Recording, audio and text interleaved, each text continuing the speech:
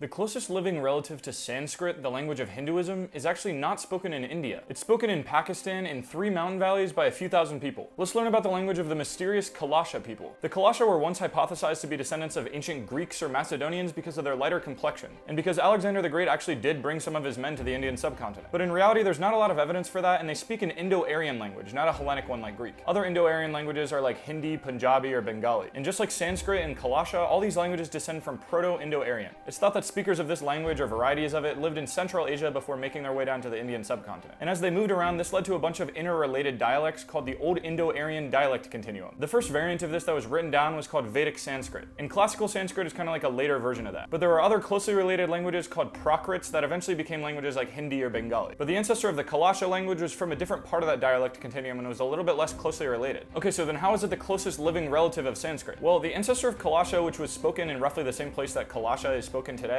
was distinct from the other varieties of Old Indo-Aryan, but it was still probably somewhat mutually intelligible. And importantly, it shared a lot of archaic things with languages like Sanskrit that were later lost in modern Indo-Aryan languages. But since the Kalasha people's ancestors were relatively isolated in the Hindu Kush mountains, they didn't follow the same trends as all those other Indo-Aryan languages. And so in a lot of ways, their language actually stayed pretty close to Sanskrit, even though they started off a little bit farther away from it. For instance, it preserved the 3 syllabants of Old Indo-Aryan, s, sh, and sh, consonant clusters that were lost in a lot of other languages. And it preserved a ton of the Old Indo-Aryan case system, which was also inherited by Sanskrit. And actually, their religion itself appears to be a really conservative form of Vedic polytheism. So ironically, the fact that they were so isolated actually kept them closer to ancient languages like Sanskrit as opposed to bringing them farther apart.